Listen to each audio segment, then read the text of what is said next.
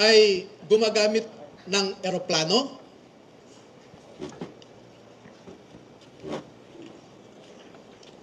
Gumagamit din sila ng helicopter? Wala na mga kabistak. Katapusan na ho ngayon ng mga kurakot under Marcos admin. O paano na po ito? 18 Marines, ex-Marines kasamahan po ito ni Sergeant Gutisa. Kumanta na po. O paano ito panpilulakson? Matindi po itong mga isiniwalat ni Attorney Baligod ngayong araw. Natsak, paniguradong magulantang ang maraming Pilipino dito ho. Grabe. Walang habas na po ang paglilimas sa kaban ng bayan ng mga kurakot sa gobyerno ni Bangag. Mga walang hiya tong mga ito.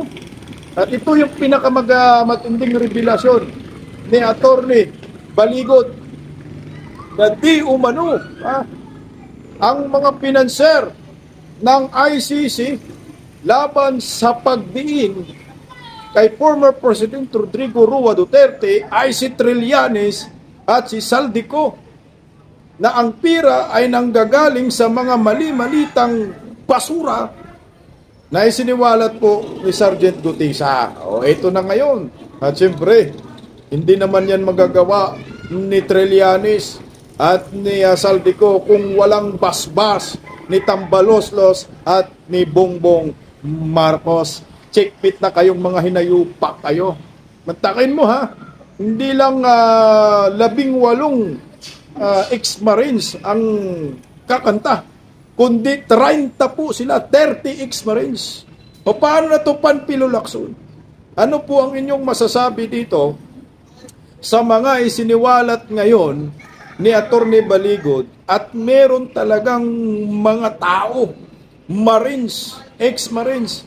Hindi po ito kumbaga tanim witness, walang alias, walang maskara, ang tapang ng mga ito. Magandang hapon po sa ating lahat, napakontent po tayo kasi napakaganda po ng pag-uusapan natin. Dahil mahalaga po mapanagot ng mga kawatan sa gobyerno. Palike po muna, pa-share, pa-subscribe at pakipindot po ang inyong notification bell para lagi po kayong updated sa ating mga video. Bisdak Historiador, huwag po nating kalimutang i-subscribe. Bantakin mo Intindi na mga siniwalat, hindi lang delivery galing sa van, anak ng puting van, kundi gamit pa ang mga chopper ni Saldico, gamit pa ang mga helicopter ni Saldico para i-deliver sa mga mansyon ni Tambaloslos at itong si Bungit at malamang kasama dito si Sandro Marcos. Anyway, pakinggan po muna natin ang buong sinasabi ni Attorney Baligod. Narito po, pakinggan natin. Yung bilyon-bilyon na ninanakaw noon ay umabot sa trilyones ngayon. Nasadlak tayo sa mas mabigat na problema. Napanood natin lahat ang mga ipinahayag ni dating Master Sergeant Orly Gutesa sa Senado. At nakita natin kung paano trinato ang isang taong nagnanais lamang na ibahagi sa ating sambayanan ang kanyang nalalaman tungkol sa pagnanakaw sa kaban ng bayan. Nakita rin natin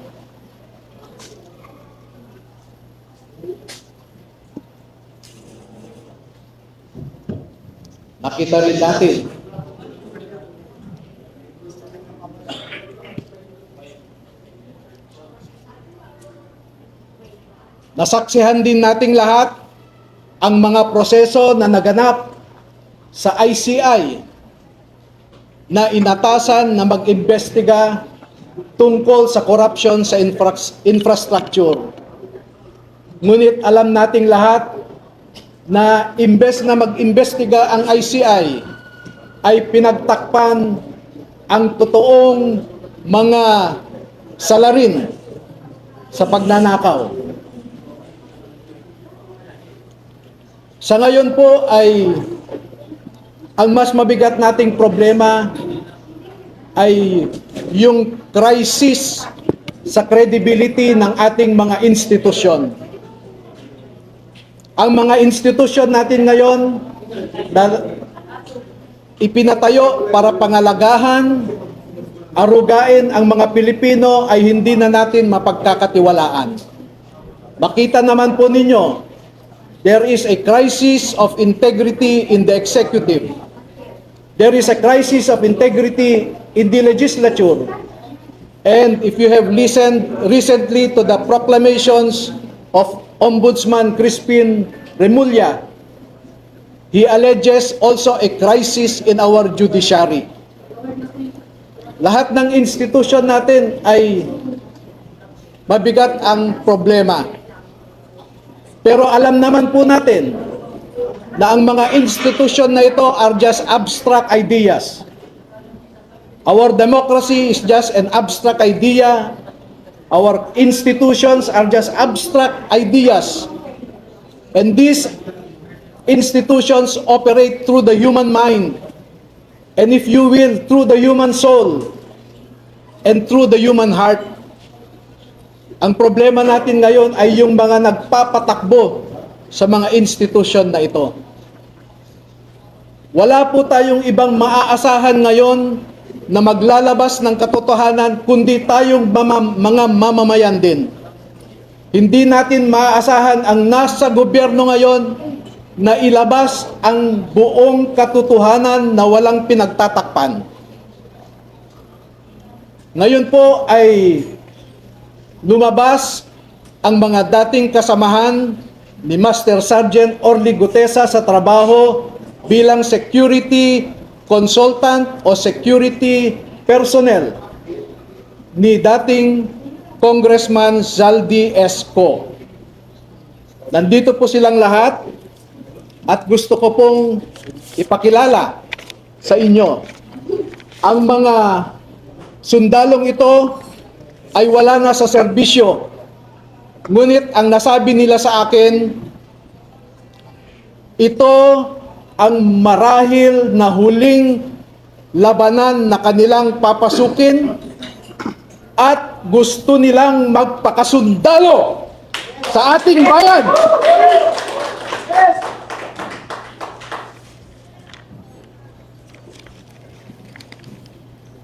Tinatawag ko po ang isang magiting na Pilipino, si Bernard Tube.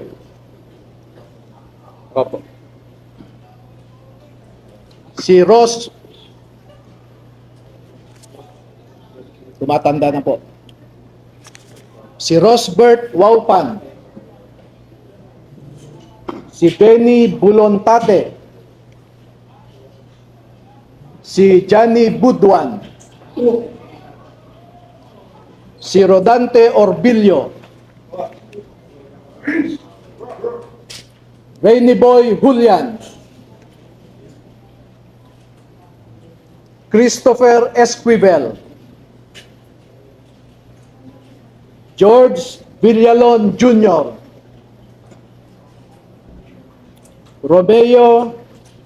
Romel Bobares,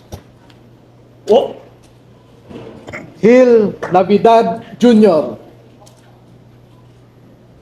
Anselmo Taberdo, Walter Manalansan,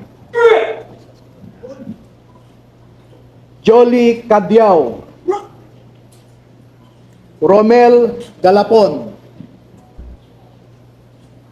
Cecilio Laroder Jr., Bernard Gubban, Crisani Dado, at Fidel Corpus. Meron po silang kasamahan na 12 pa na hindi makakadalo ngayon dahil sa mga personal na rason.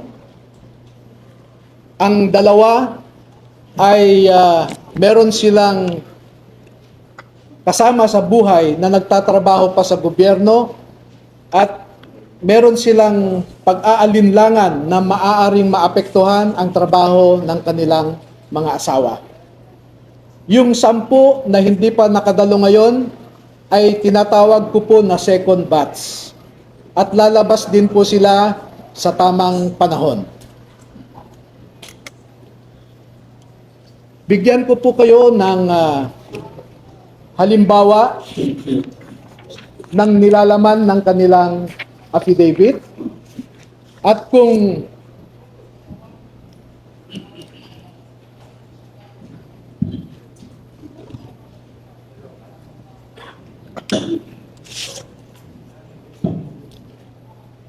ang proseso po kung paano ninakaw ang pera sa kabad ng bayan ay pwede nating ilarawan sa prosesong ito. Marami pong contractors sa buong Pilipinas na napromesahan ng proyekto at hindi pa nila nakukuha ang kontrata ay nag-uumpisa na silang mag-remit kay Ginoong Saldico doon sa kanyang bahay sa Valle Verde Phase 6 sa Pasig City. At daan-daan na maleta ng pera ang dumarating doon. Merong employee si Ginoong Saldico na binibilang ang mga pera na dumarating sa Valle Verde 6. Pagkatapos nito ay binabalik nila sa maleta ulit at dinadala sa penthouse ng Horizon Homes sa BGC. At mula sa Horizon Homes, doon na manggagaling ang ibinibigay sa iba't ibang mga politiko at mga personalidad sa ating lipunan. Ang halimbawa po ng proseso ay nag-uumpisa sa pagbilang nila ng pera.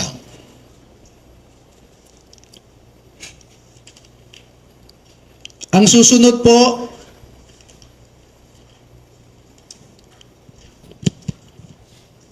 sa larawan sa itaas ay inihahanda ang pera bago isilid sa mga maleta ulit sa Horizon Homes. At yung larawan sa ibaba ay isang halimbawa ng pag-deliver ng pera sa bahay ng isang mambabatas.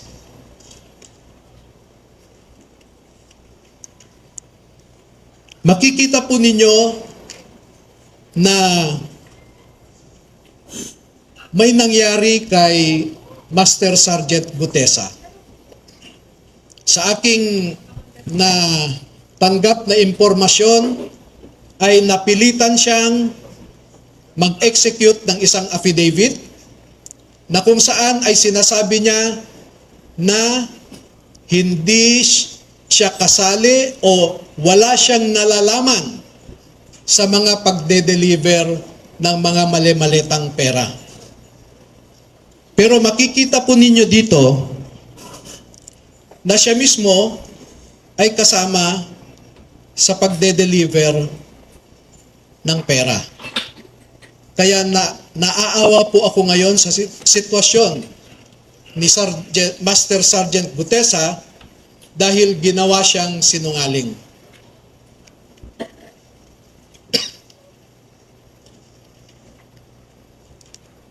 Meron pong iba pang mga larawan na sa tamang forum later ay maglalahad pa kami ng karagdagang mga ebidensya. Pero ang pagde-deliver nila ng pera ay gumagamit ng eroplano,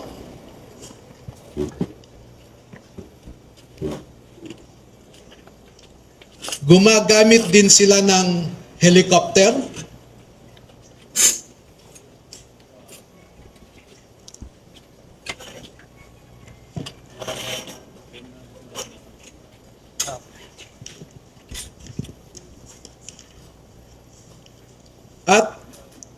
Ganito po ang mga dinideliver sa mga bahay ng ilang mga mambabatas.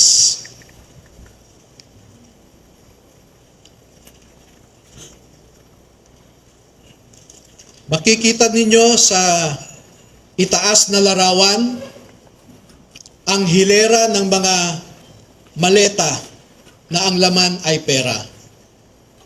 At parte lamang ito ng isang delivery na sa panahon na ito ay 52 na maleta ito.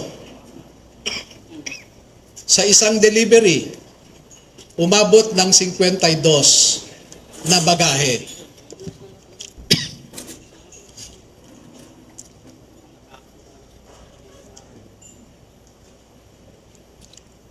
Makikita rin po ninyo na ang ating mga ebidensya ay minsan kinukuhanan ang buong bahay ng mambabatas, buong bahay ng mga ilang nasa media,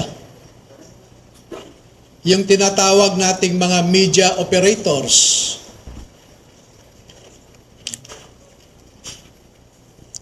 At ganyan po sila mag-deliver. No?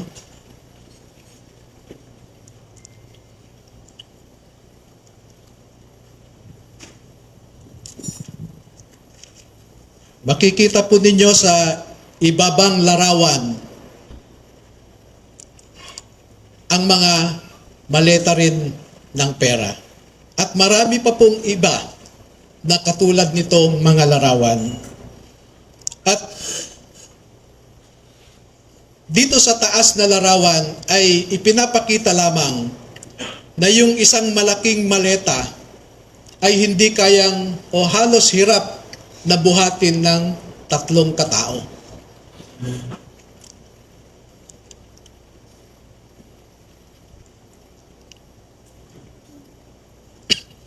Ngayon po ay merong pangalawang aspeto ng affidavit ng ating mga magigiting na Pilipino na nasa harap natin ngayon. Meron silang mahalagang napansin, na obserbahan, at alam sa kanilang personal na pananaw dahil nasali sila sa isang importanteng operasyon. Ito po ay patungkol sa nangyaring operasyon ng ICC.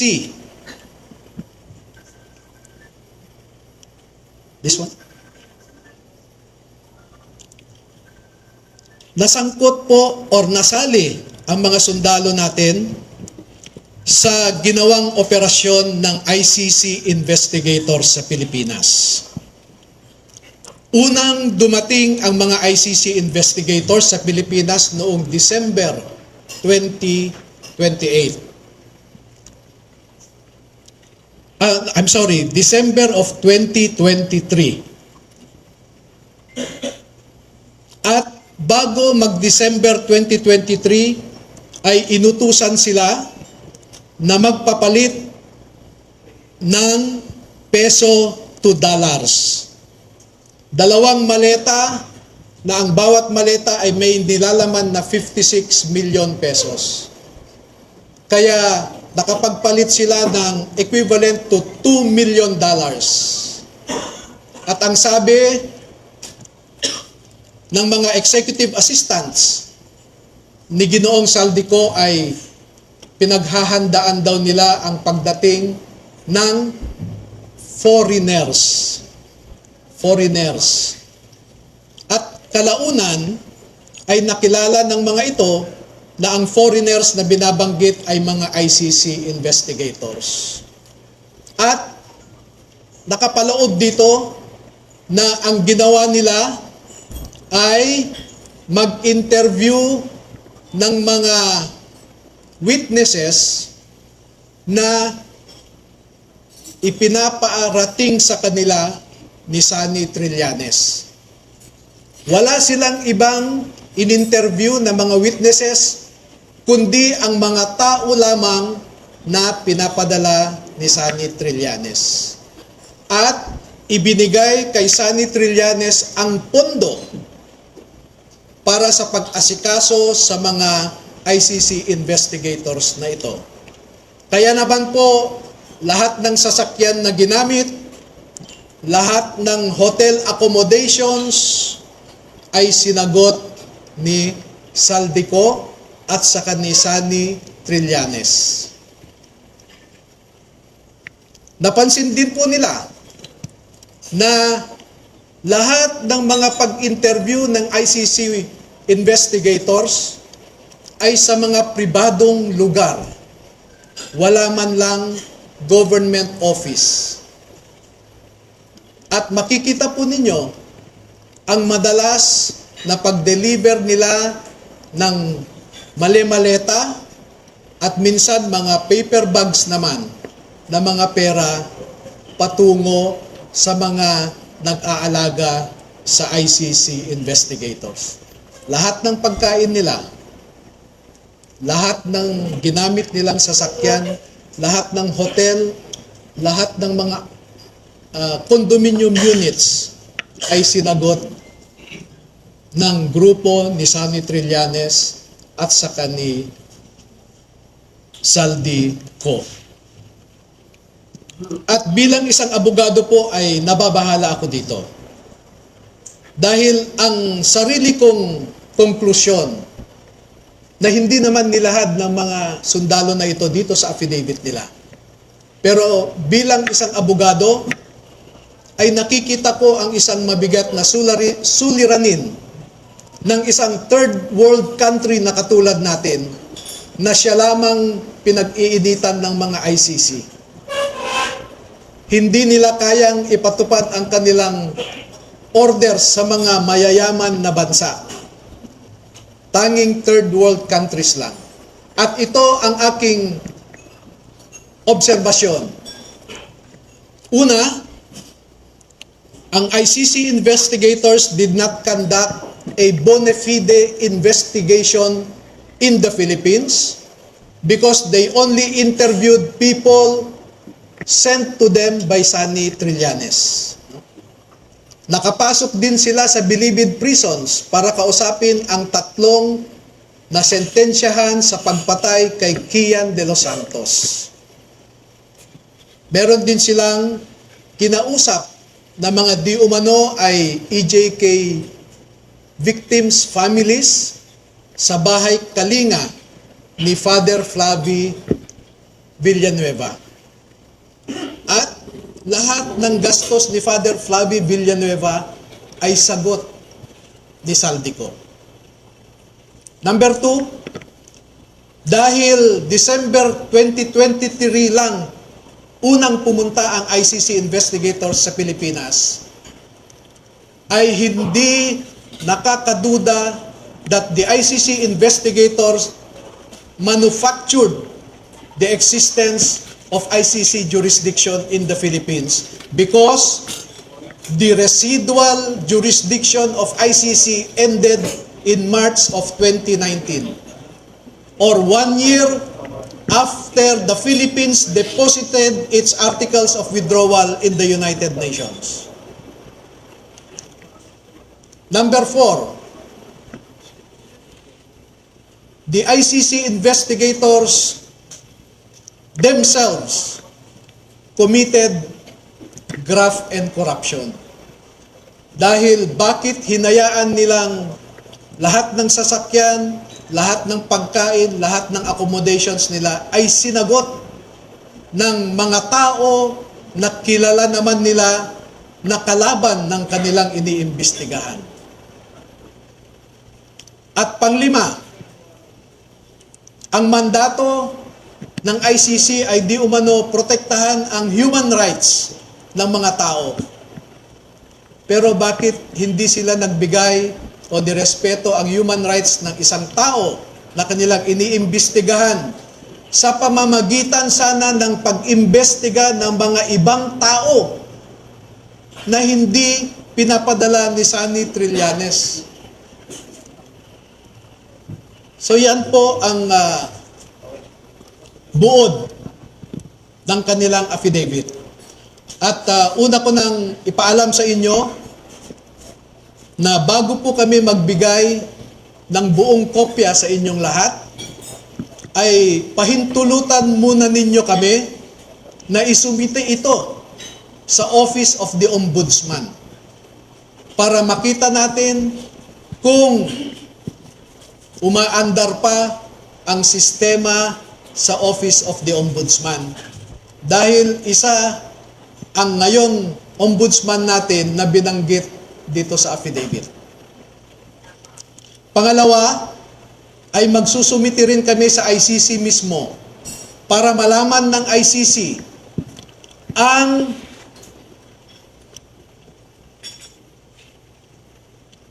so that ICC will know how the ICC investigators conducted themselves in the Philippines. At panghuli ay magbibigay kami ng kopya sa lahat ng embahada ng mga bansa na kasapi sa ICC para malaman nila kung paano gumalaw ang ICC.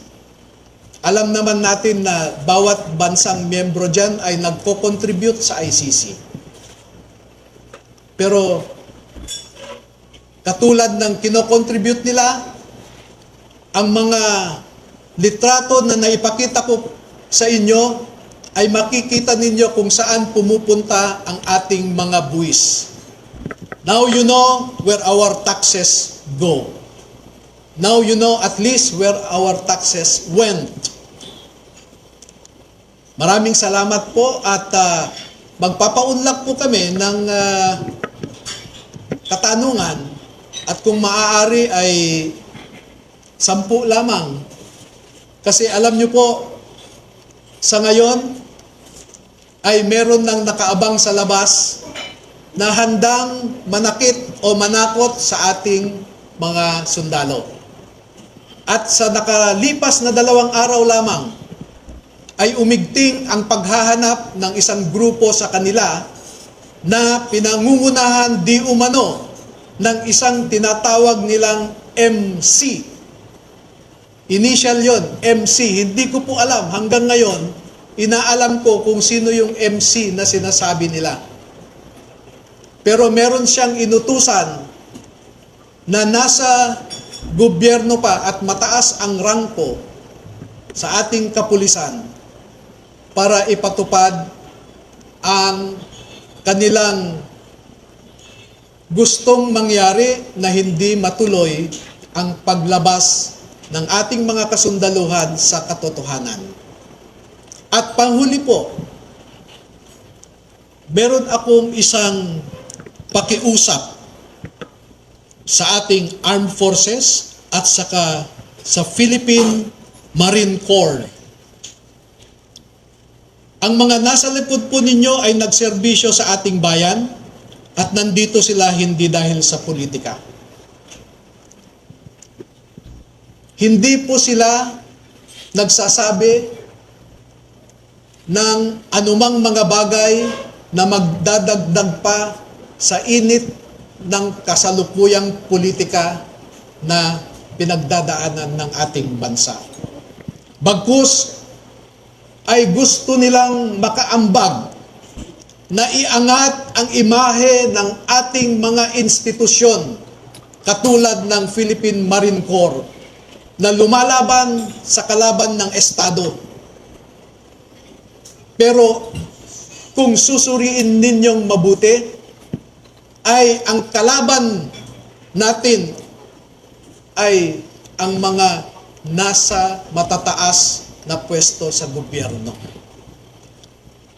Do not restrain them from sharing to our people the truth that they know. Because alam nating lahat, ang katotohanan lamang ang magpapalakas ng ating republika. Kung lumalaban tayo sa mga grupo na gustong sirain ang ating democratic institutions, katulad ng mga NPA, mga Muslim secessionist, ang isa pong kalaban natin na totoo ay ang mga nagnanakaw ng pera na para sana sa mga tao. Tayo po ay nagpapakapagod para lang may maihain tayong pagkain sa ating mga pamilya.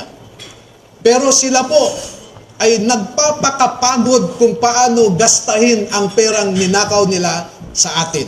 Maraming salamat po.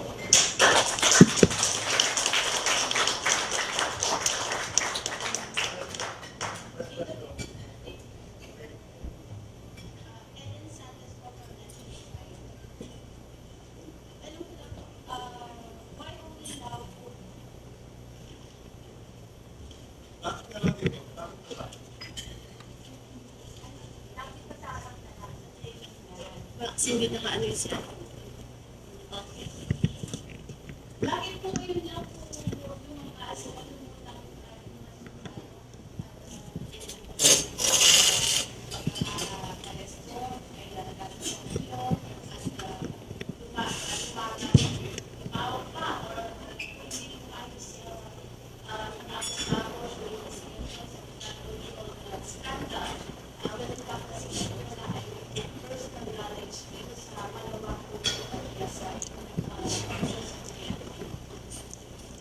Alam niyo po ay matinding pananakot at paglilinlang ang dinaanan ng mga empleyado ni Zaldi Co mula nung umalis siya sa Pilipinas.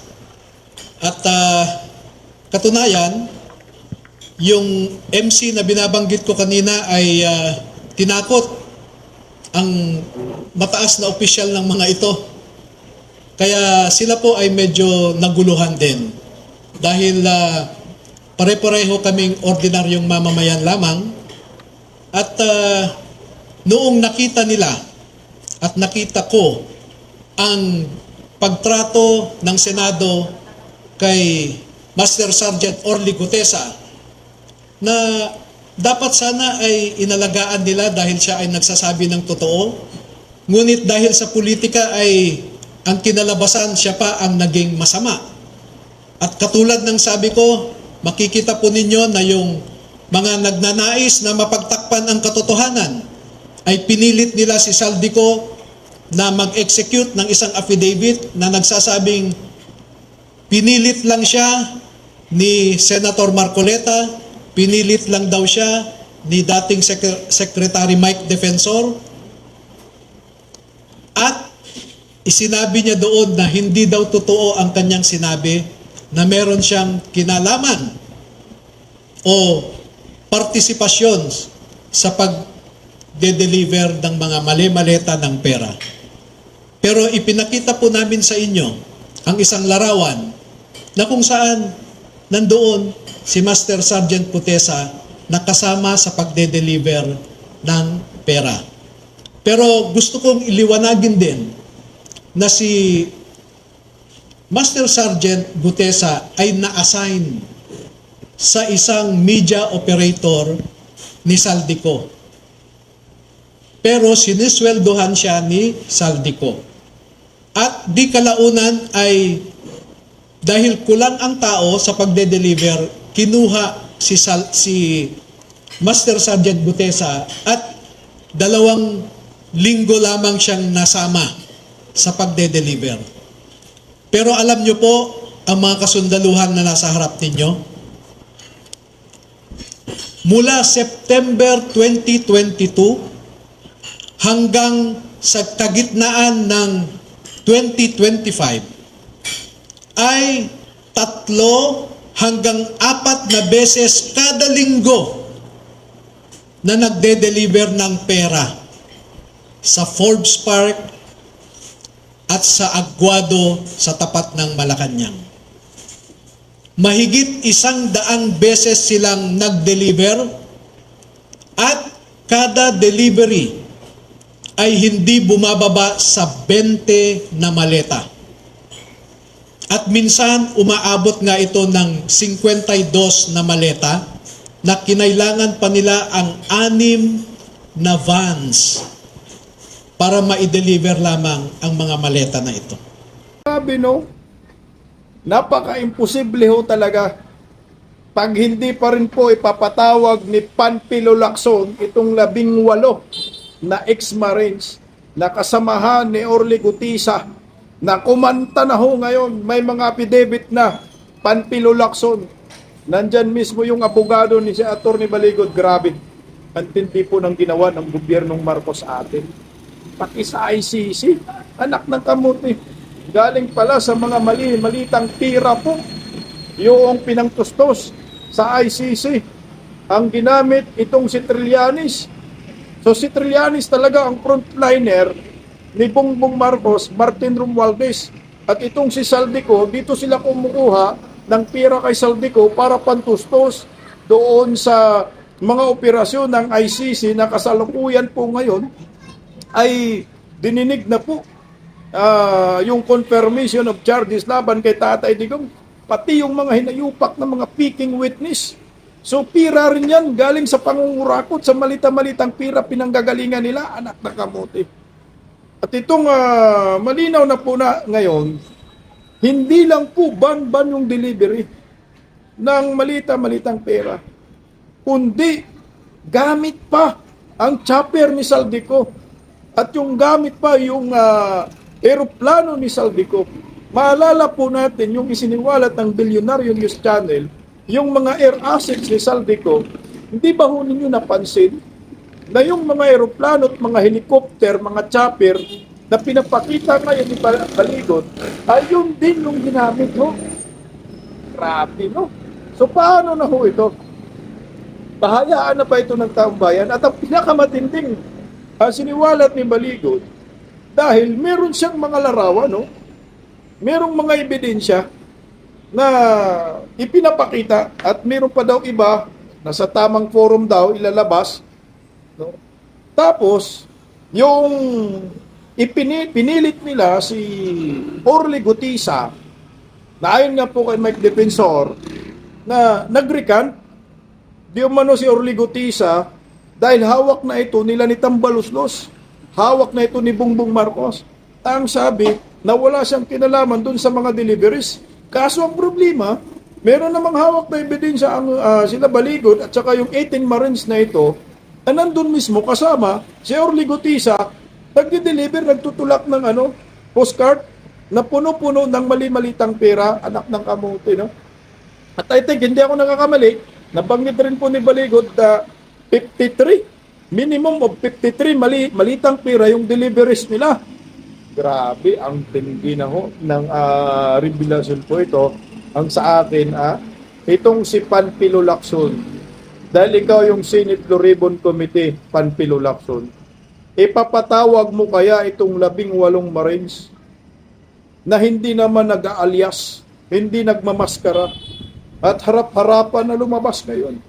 Ako sa akin, duda po ako kung makakawala pa dito si Saldico, si Martin Romualdez at si Bongbong Marcos. Ang hinayupak na Trillanes may kinalaman din pala sa malita-malitang pera. Mantakin po yung pumunta pala yung mga miyembro ng ICC dito, official ng ICC, na nagkandak sila ng investigasyon. Ang pera palang ginagamit nila ay pera ng taong bayan galing sa mali-malitang ninakaw nila ni Bongbong Marcos, Martin Romualdez at Saldico. So ngayon, ano ang stand nating maraming mga Pilipino dito?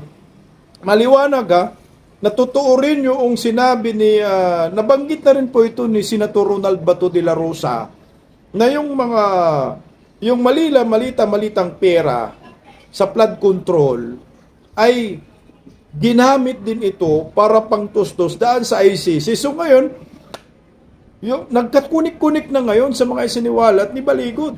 Sasabihin po ninyo mga sinungaling itong 18 Marines, 18 at meron pang 12 nakakanta sa mga 30. So tama rin yung sinabi ni Defensor na more or less 70 na security personnel. Sinabi rin ni Orly Gutisa, ang meron si Saldico.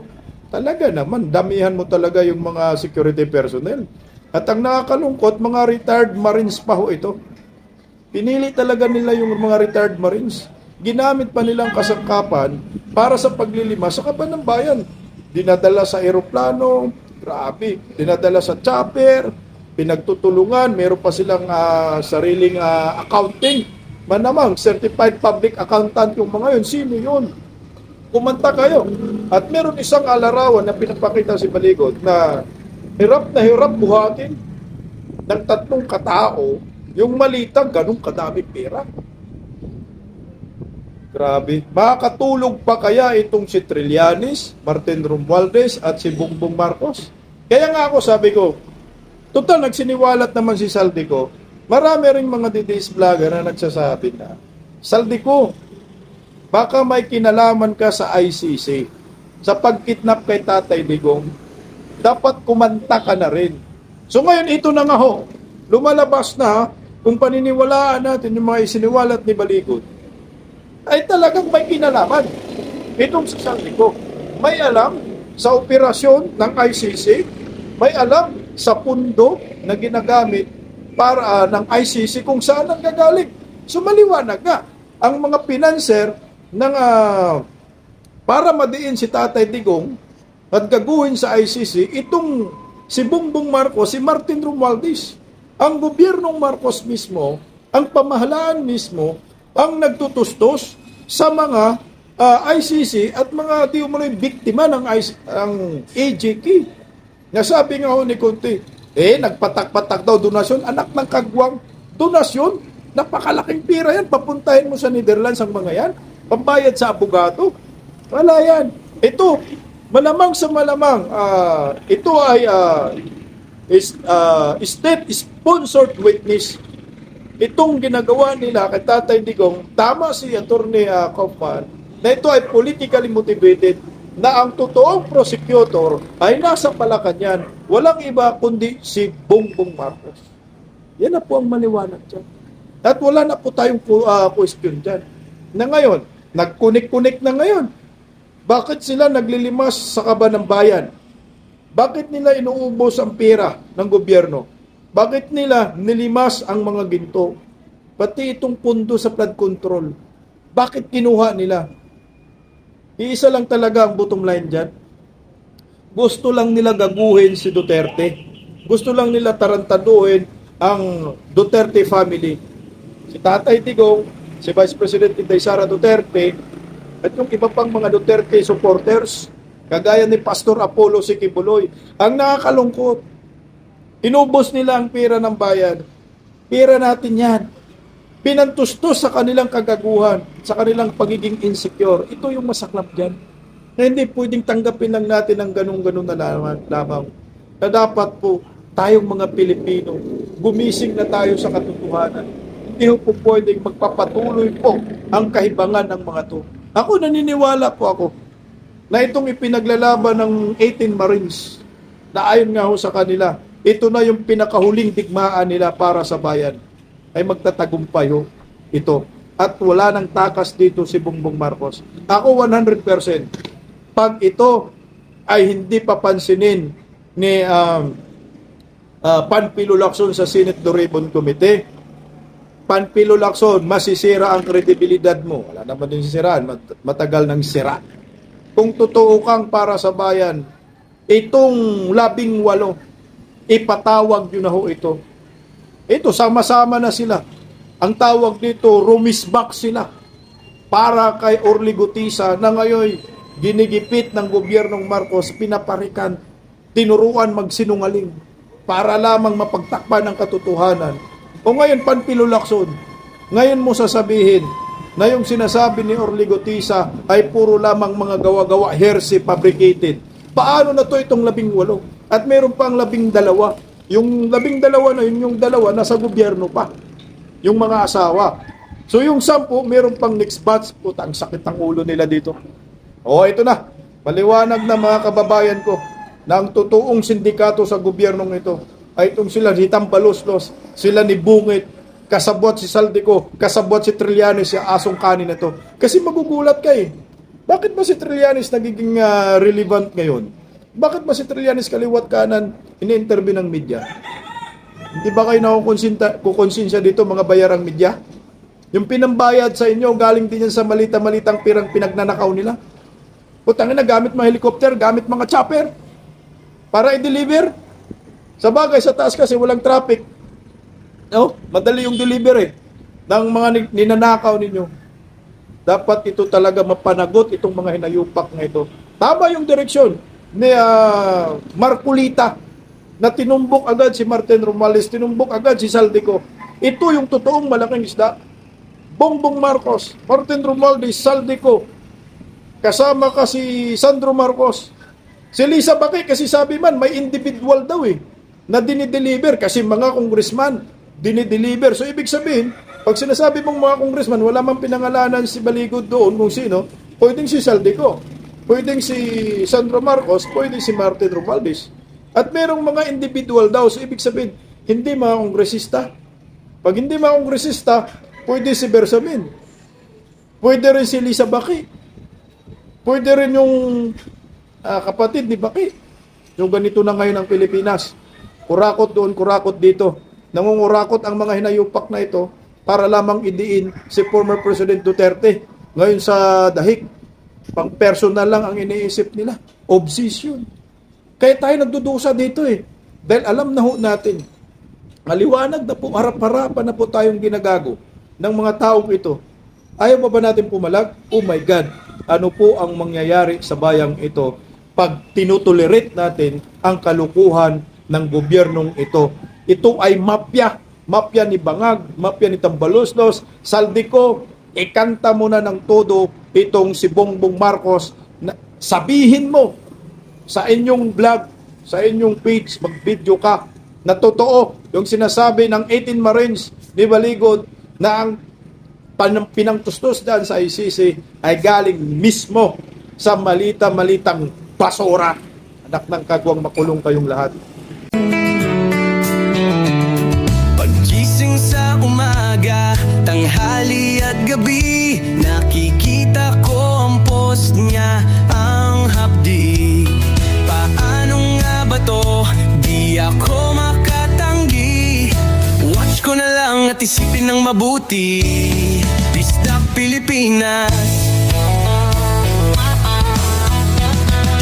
Bisdak, tinig ng katotohanan. Sa bawat vlog may laban sa kasinungalingan. Mulat ang mata, gising ang masa. Bisdak Pilipinas, para sa bayan, gumigising sa diwa. Sa likod ng kamera, tapang ang dala, walang sinasanto kung mali ang gawa. Hinay-hinay, pero palaban. Boses ng tao sa digital na labanan. Bisdak, tinig ng katotohanan. Sa bawat vlog may laban sa kasinungalingan. Mulat ang mata, gising ang masa. Bisdak Pilipinas, para sa bayan, gumigising sa diwa.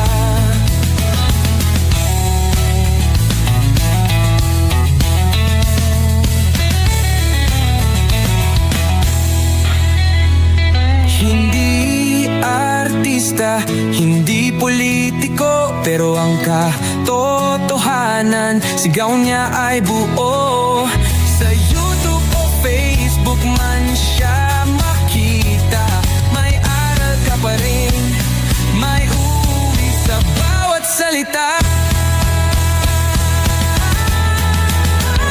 Bisdak, gising sa katotohanan. Di lang kwento, kundi panawagan. Sa bawat Pilipinong naghahanap ng liwanag. Bisdak Pilipinas, kasama sa pagbangon ng bayan. Bisdak Pilipinas, boses ng masa. Gising ang diwa. Sa vlog mo, may pag-asa.